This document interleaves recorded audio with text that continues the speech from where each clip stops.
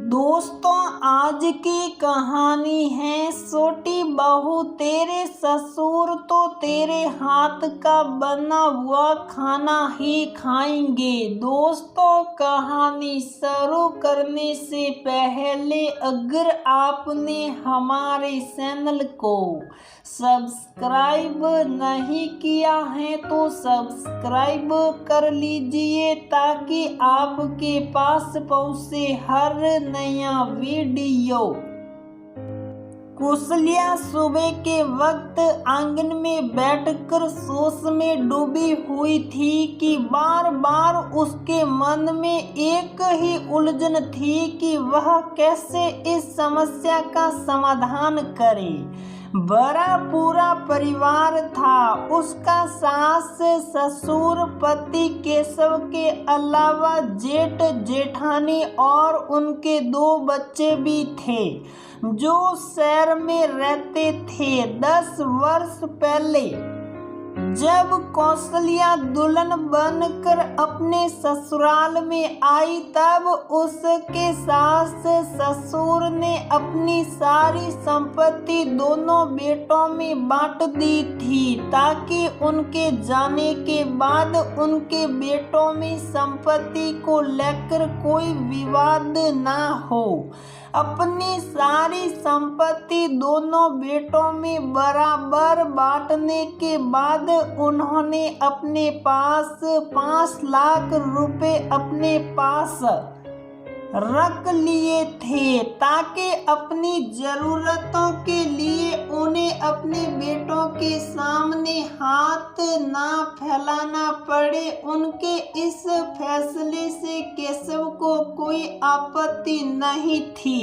वह खुशी खुशी अपना हिस्सा लेकर अपनी पत्नी के साथ रहने लगा। उसने अपने मम्मी पापा से भी अपने साथ रहने को कहा, परंतु उसके मम्मी पापा उससे ज्यादा अपने बड़े बेटे अजय और उसके बच्चे से प्यार करते थे, इसलिए वे दोनों उन्हीं के साथ रहने लगे। कुछ दिनों तक तो अजय और उसकी पत्नी ने अपने मम्मी पापा की बहुत सेवा की, परंतु कुछ दिनों के बाद ही वह अपने मम्मी पापा से रुपए 5 लाख लेने की मांग करने लगा। वह बैंक में मैनेजर की जॉब करता था जिससे आसानी से उसके परिवार का भरण पोषण हो जाता था।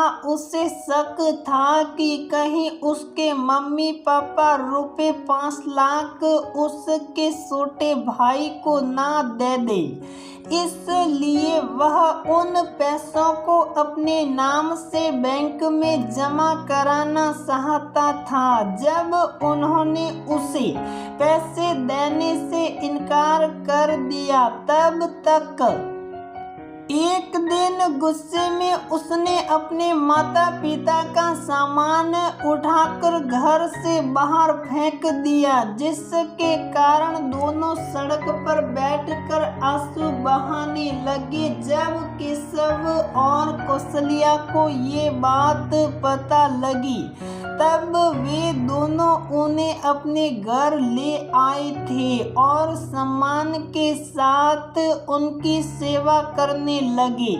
केशव एक बड़ी कंपनी में नौकरी करता था। वह सुबह 9 बजे घर से निकल जाता और शाम को 6 बजे घर आता था और उसकी पत्नी कौशल्या घर पर रहकर अपने सास ससुर की सेवा के साथ साथ घर का सारा काम खुद ही करती थी। 2 बच्चे थे उसके, राहुल और पिंकी, दोनों एक प्राइवेट स्कूल में शिक्षा ग्रहण करते थे। कौशल्या निस्वार्थ भाव से अपने सास ससुर की बहुत सेवा करती थी। उनकी इच्छा के अनुसार ही उन्हें खाना बनाकर खिलाती थी।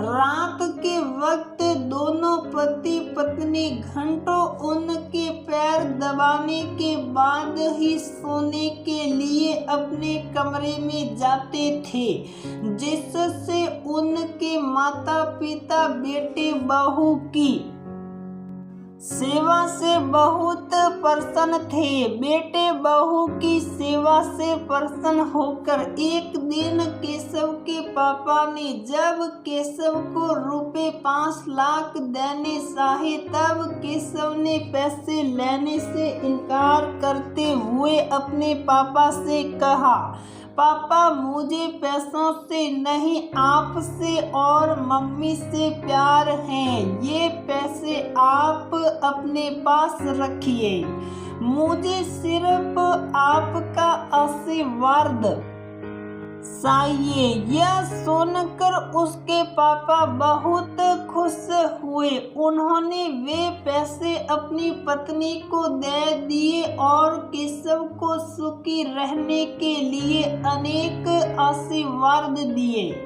एक दिन केशव के पापा खाना खाकर अपने कमरे में सोने के लिए गए तो सोने के बाद वे उठे ही नहीं थे।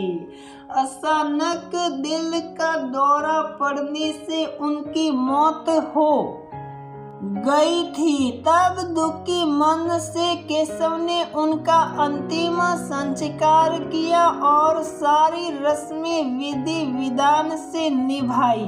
उनके यहाँ परंपरा थी 13 दिनों तक मरने वाले मनुष्य के लिए भोजन बनाकर गोग्रास निकालने की।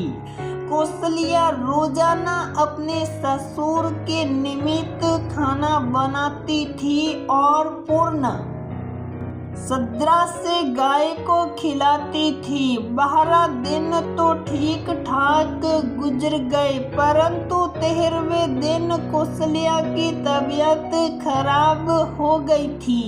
वह रज सवला हो गई थी। कई दिन से वह मन ही मन भगवान से प्रार्थना कर रही थी कि 13वां दिन भी शुद्धता से खाना निकल जाए, परंतु मासिक धर्म तो निश्चित समय पर ही होते हैं, वे प्रार्थना करने से कहाँ रुकते हैं। कौशल्या के साथ भी ऐसा ही हुआ। प्रार्थना करने के बावजूद भी निश्चित वक्त पर उसे मासिक धर्म हो गया था। वैसे तो 13वीं वाले दिन 13 पंडितों को भोजन कराने के लिए, भोजन बनाने के लिए हलवाई लगे हुए थे, परंतु ससुर के निमित्त भोजन उसे खुद ही बनाना था।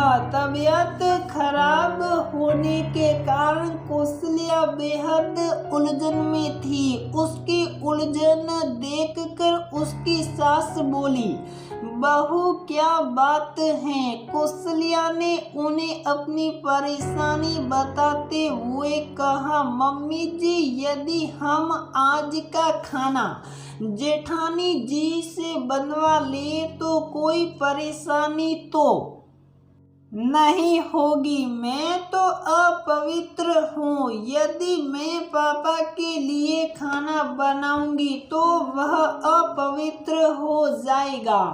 यह सुनकर उसकी सास उससे प्यार भरे स्वर में बोली, बहू किसने कहा तू अपवित्र है। पिछले 10 साल से तू निस्वार्थ भाव से हमारी सेवा कर रही है, तब भी तो ऐसी परेशानी होती थी। तब भी तो तेरे ससुर तेरे हाथ से बना खाना खाकर तृप्त हो जाते थे। तेरे जेठ जेठानी ने धक्का मारकर हमें घर से बाहर निकाल दिया था, फिर कभी हमसे हमारा हाल चाल भी नहीं पूछा।